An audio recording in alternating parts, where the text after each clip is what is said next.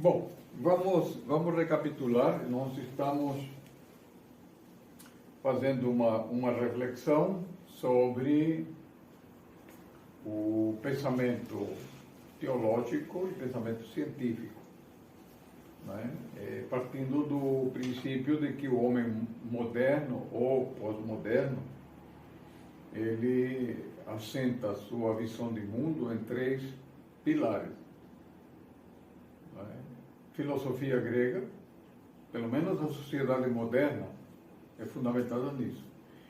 A tradição judaico-cristã, do ponto de vista ético, pelo menos até ontem era, a Europa agora está renegando a sua herança cristã, e o pensamento científico, não é? Que é o conhecimento do mundo baseado no consenso geral, no conhecimento científico, que é o que nós aprendemos na escola. Então, há um conflito entre pensamento científico e pensamento teológico, pelo menos aqui no Ocidente. Enquanto que no Oriente Cristão, para a Igreja Ortodoxa,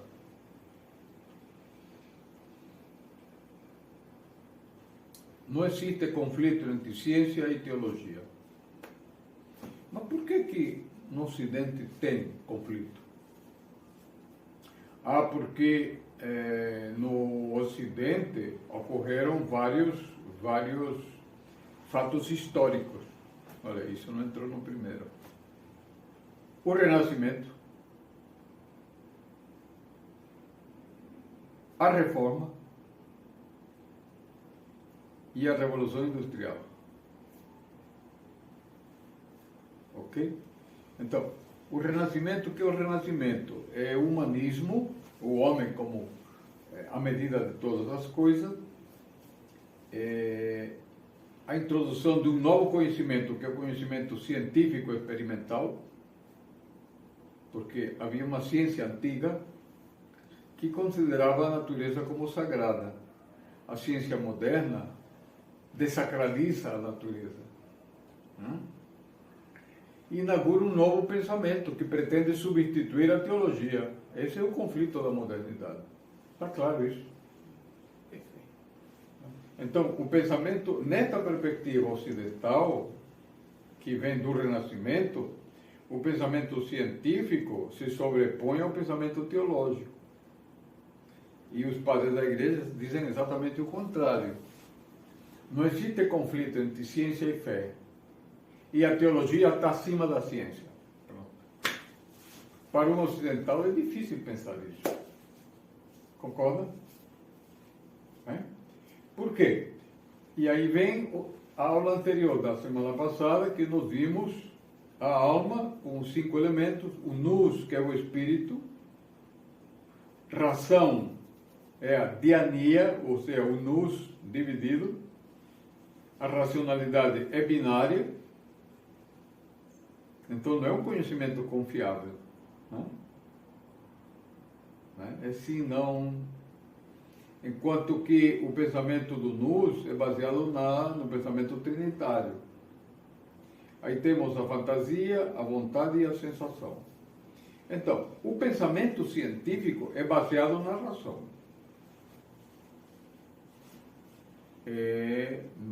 Nas evidências, você tem que provar. Amanhã vamos celebrar o domingo de São Tomé. Amanhã. A dúvida. É ou não é? O pensamento cartesiano é a dúvida. O pensamento apodíctico, como se diz na filosofia, é o pensamento direto, é o conhecimento direto, é o conhecimento do intelecto que conhece imediatamente, sem passar pelo discurso. Quando Cristo diz, isto é meu corpo, não tem discussão que mas talvez, não é.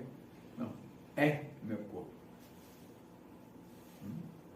Então, o pensamento científico, ele é binário, ele é racional. Quando você experimenta algo, pode ser sim ou pode ser não. O pensamento trinitário, ele pode ser sim, pode ser não, ou por que não? Um terceiro. Você foge do binarismo. Ok? Então, este pensamento científico,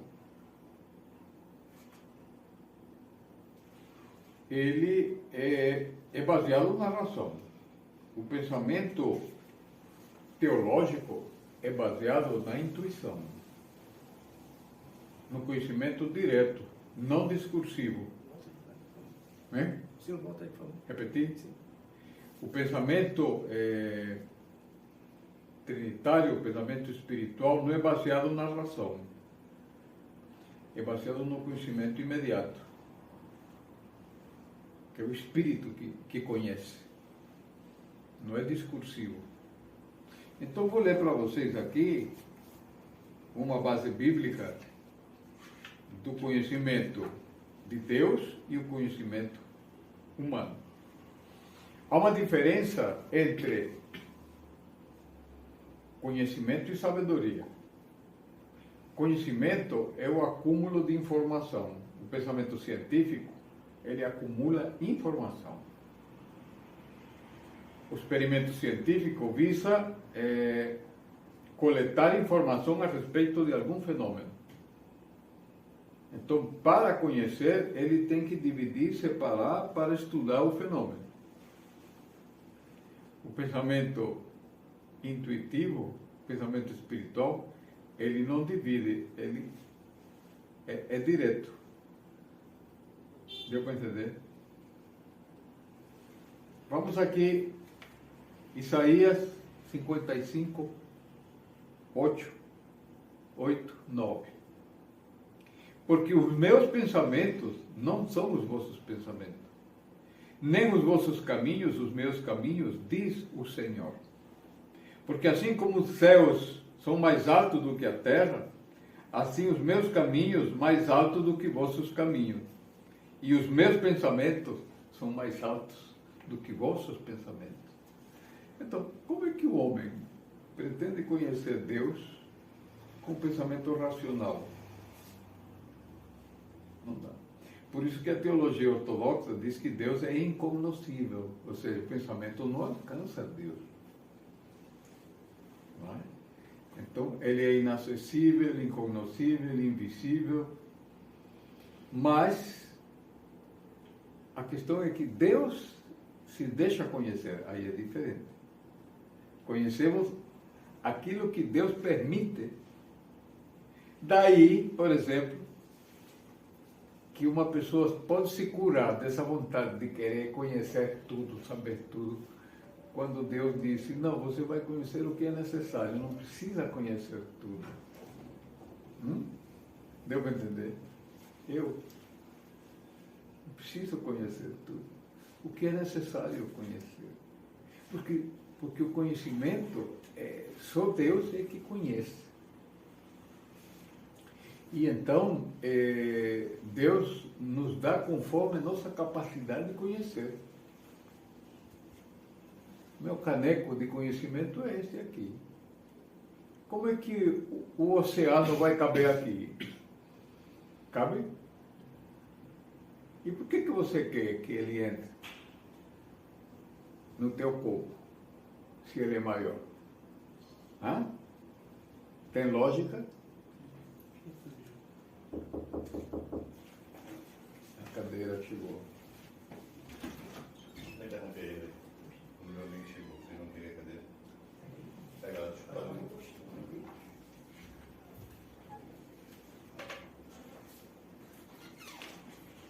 Isso dá uma pausa aí, uma pausa. O que foi? A pausa. A cadeira? Bom, eu tenho um texto que eu apresentei num encontro de psicanálise, né?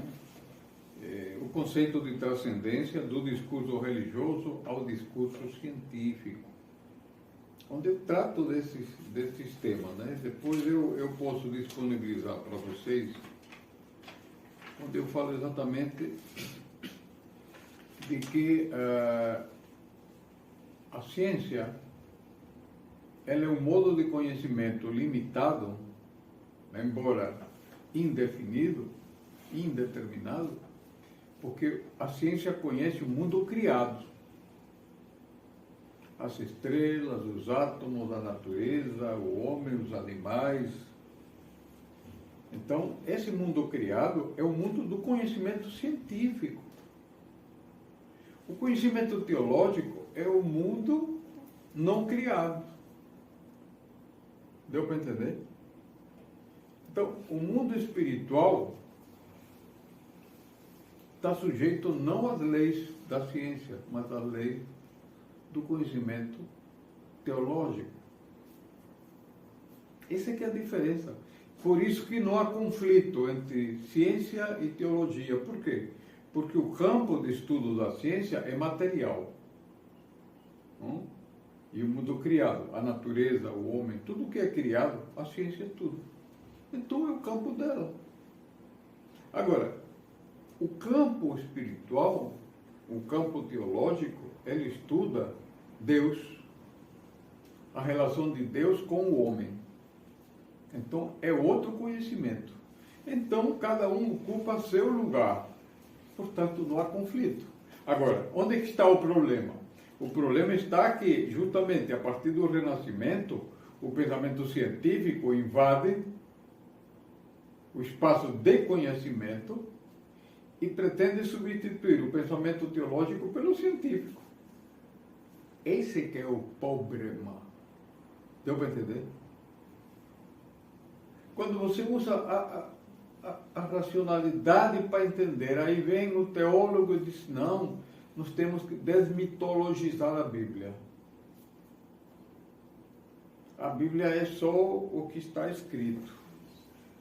Aí limita o conhecimento, porque não é só o que está escrito. São Paulo dizia, a letra mata, o espírito vivifica. São coisas completamente diferentes.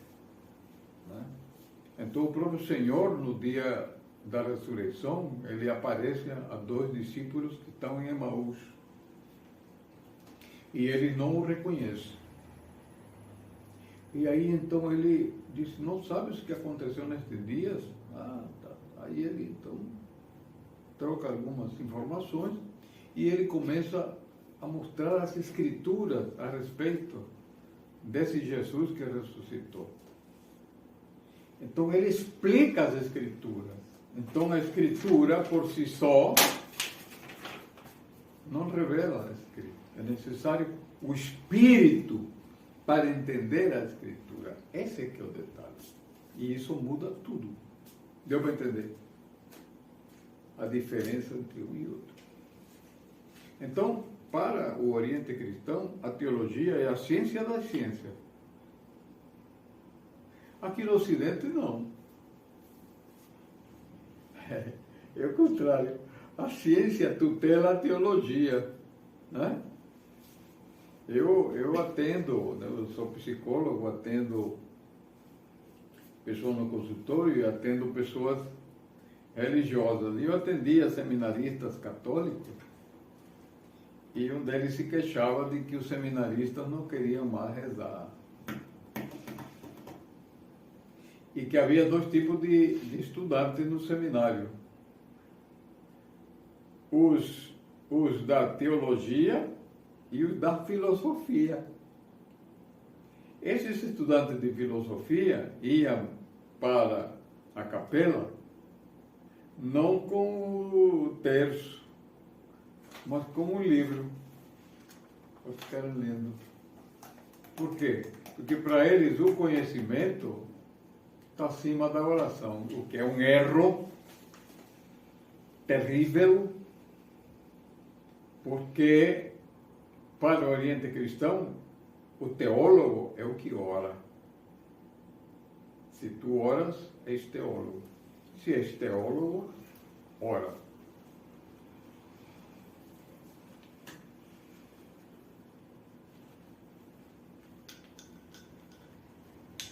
Este aqui é o celular para falar. Então, sem oração você não vai entender a teologia. E esse que é o drama do Ocidente, porque o drama do Ocidente, ele racionalizou a teologia. Isso é um movimento histórico. Né? No Ocidente, que se afastou da tradição da igreja, e os padres latinos começaram a fazer uma teologia que se afasta das doutrinas que foram codificadas pelo Oriente Cristão, ou no Oriente Cristão, eles introduziram na teologia o pensamento filosófico. Isso aqui chama-se escolástica. Ouviram falar? Então, eu, por exemplo, tenho maior dificuldade de ler. Eu tenho um livro da Suma Teológica. Rapaz, eu não consegui ler 5 minutos. Porque uma teologia engessada. Claro que tem um método lógico, mas a escolástica é Aristóteles dentro da teologia. E é a lógica. Então, o pensamento teológico moderno, ocidental, ele introduziu as categorias lógicas, né? E você vê, por exemplo, a teologia da libertação, que é uma grande praga, danificou a Igreja Católica, porque introduziu as categorias marxistas de análise, de forma que ela faz uma leitura da luta de classes, reduz uma dimensão puramente humana de uma teoria econômica política se sobrepõe a uma economia da salvação. Por quê? Porque a dinâmica da vida não é dada pela economia. Ela pode influenciar, mas a história é movida por Deus. Então, mas ele reduz. Eu vi um teólogo americano que criou os Filhos de Jeová, não sei o quê, onde ele faz uma análise marxista do livro de Gênesis, como luta de classes. Quer dizer, ele coloca uma perspectiva sociológica das tribos hebraicas, né? E que aquilo era a luta pelo poder. Ora, e onde fica a perspectiva de Deus nessa história de Israel?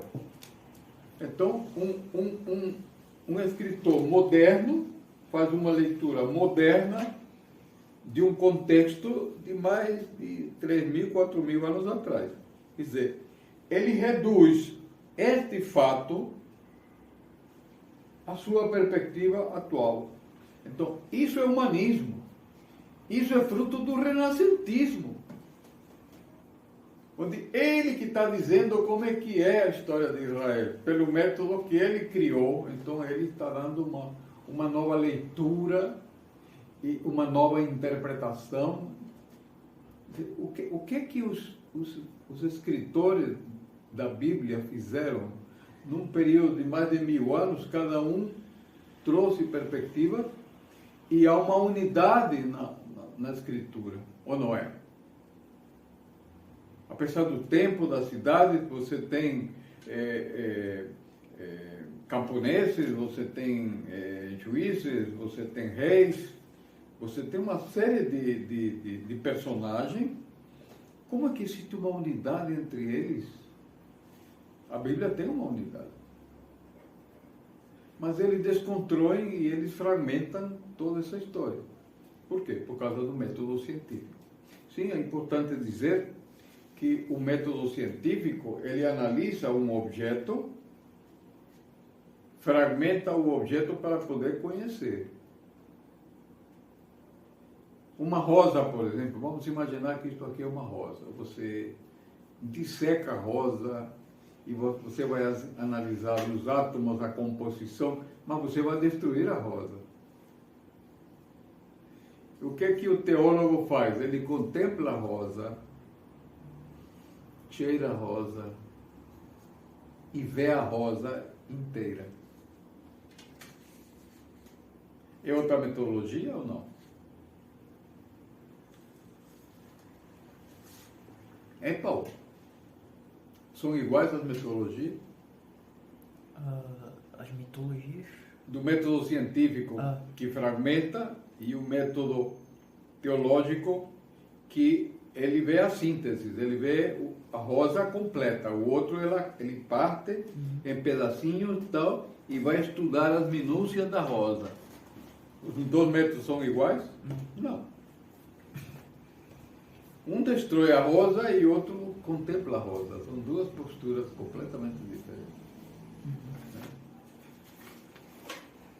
Então, eu posso mandar para vocês esse texto para vocês darem uma olhada, tá certo?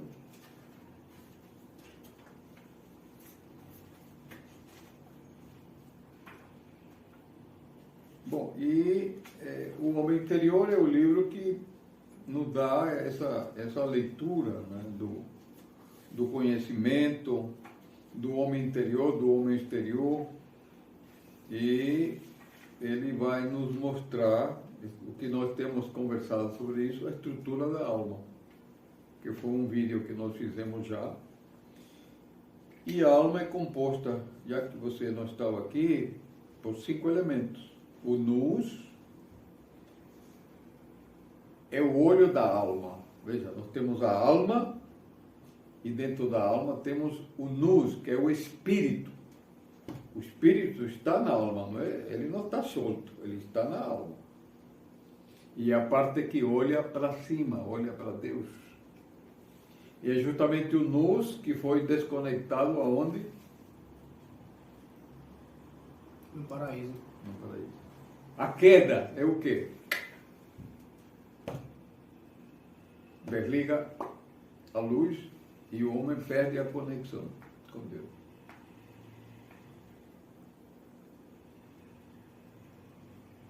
Esse aqui é o drama humano, né? Depois temos o intelecto, ou melhor, a razão, que em grego se chama diania, ou seja, 2 nous. O nous se divide para poder conhecer e cria a razão. A lógica, por exemplo, é no segundo nível, é no segundo andar. Primeiro andar, de cima para baixo, nous, tração, fantasia. Repare que a fantasia cria realidades, mas não tem corpo. É só é um mundo virtual. Nesse momento histórico, quantas pessoas vivem na fantasia?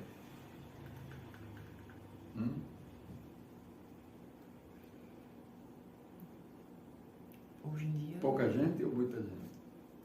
Extremamente. Muita Está gente. criando mundos virtuais e as pessoas vivem num mundo, numa bolha, num mundo virtual, que não é o real. Se você olha, por exemplo, o noticiário político,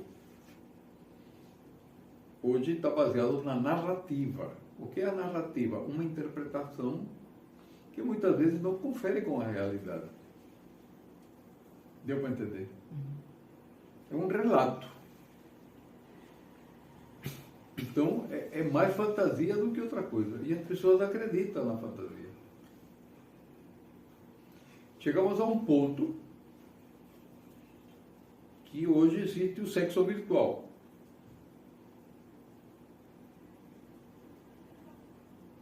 É ou não é? A pornografia, por exemplo, é fantasia levada ao extremo. Muita gente não sabe, não se dá conta, e somente depois de ter destruído suas vidas que vão entender o que é a fantasia. Porque a fantasia pornográfica ela destrói a capacidade de relacionamento. Depois o cara não consegue mais, no real. Eu não é um drama isso. Eu não é uma tragédia. Muito sério. No Japão, na China, está havendo um fenômeno bem surrealista. A indústria das noivas infláveis. Já viram? Eu vi o caso de um velho que tinha 2 esposas, com 2 bonecas infláveis. E a mulher disse, o que eu posso fazer? E ele saía com as 2 para passear. Quer dizer, ele está vivendo um outro nível de realidade. Esta semana eu vi um pequeno vídeo de uma mulher que se identifica com um cavalo, parece, ou com égua. E ela vai para um lugar onde ela veste uma fantasia e vai ter um comportamento animal ali naquele lugar, onde as pessoas se encontram e tal. Então veja, o homem criado à imagem e semelhança de Deus, ele decide que ele é um animal. É um cavalo. No Japão, passou há um tempo atrás, um cara gastou $75 mil para fazer uma fantasia de cachorro que ele veste e vai para o shopping passear como cachorro.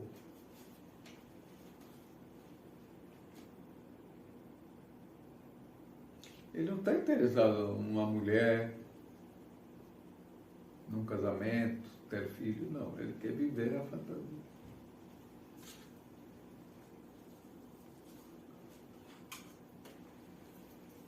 Ok?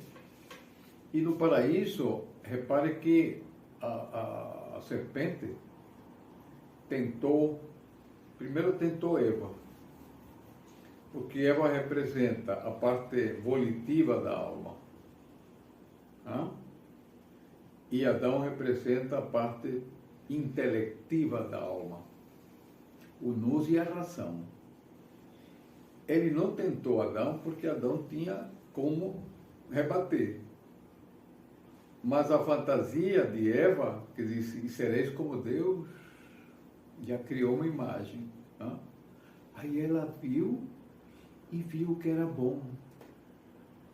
E coisa desejável. Que foi? Ela criou uma fantasia. E aí a fantasia gerou um movimento da vontade.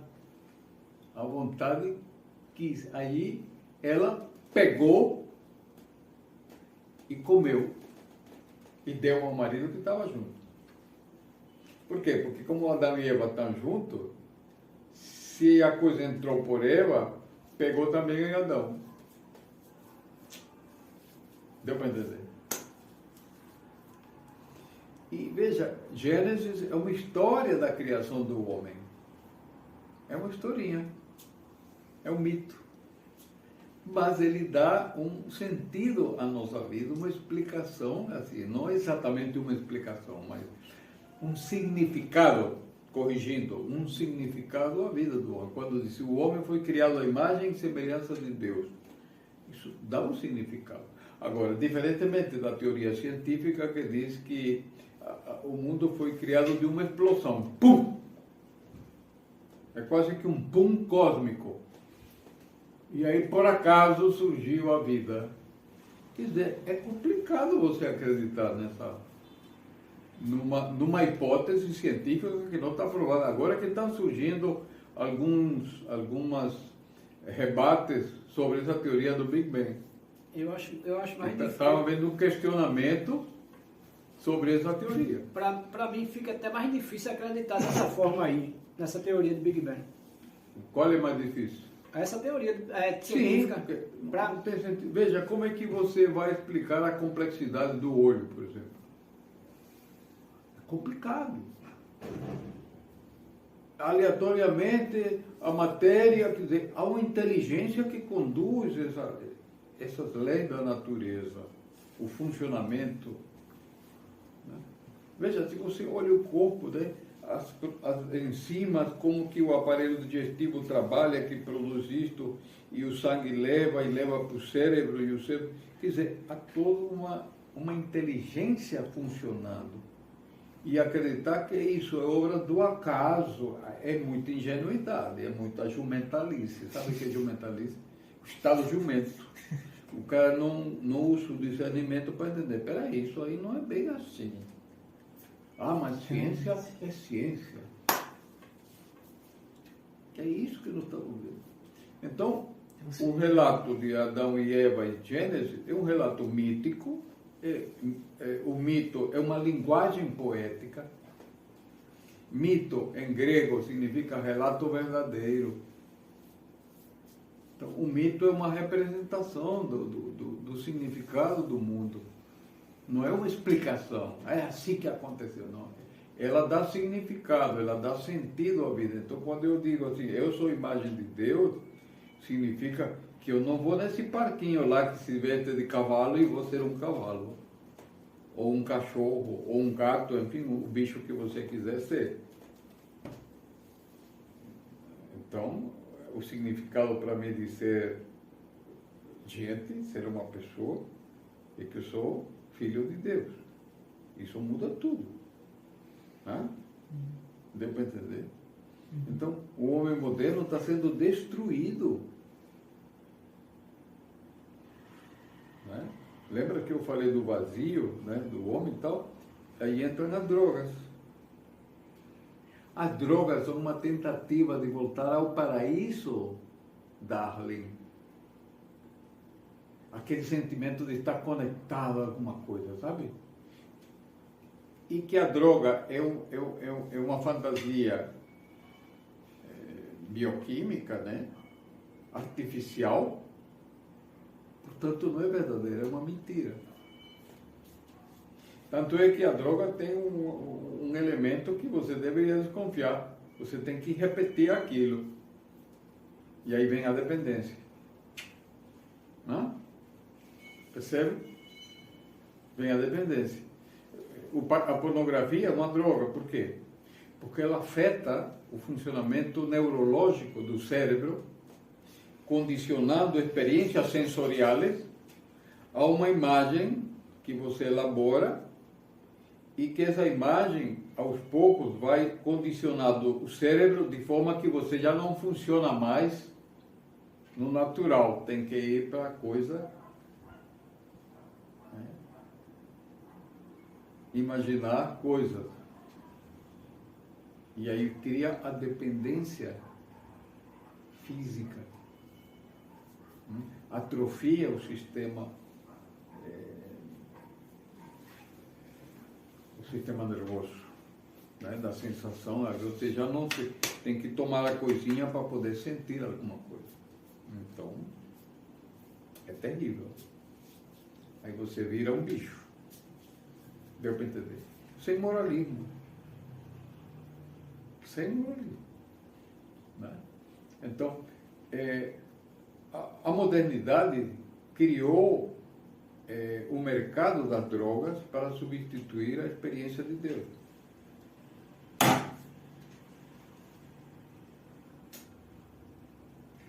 Não é por acaso que na sociedade moderna você tem todas as drogas possíveis e imagináveis. Todas. Está na sua disposição. É um mercado. E a droga é produzida em quantidades industriais. A droga sempre existiu, só que na antiguidade a droga era utilizada no momento certo, numa cerimônia e numa proporção limitada.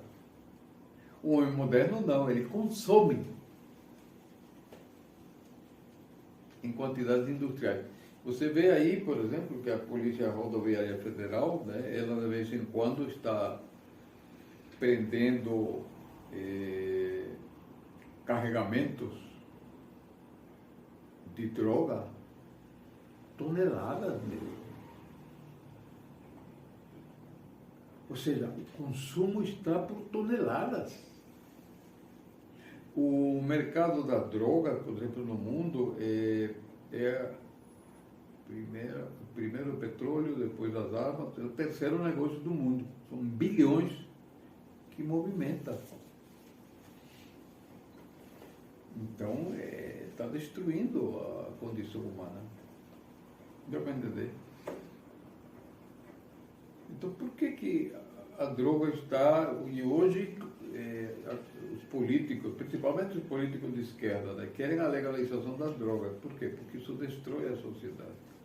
Destrói a pessoa, destrói a família, destrói a sociedade. Estados Unidos, por exemplo, liberaram uma droga, tem uma droga sintética que as pessoas andam na rua, estão morrendo 30 mil pessoas por aquela droga sintética. Destruindo cidades, destruindo a economia. Terrível. Ok?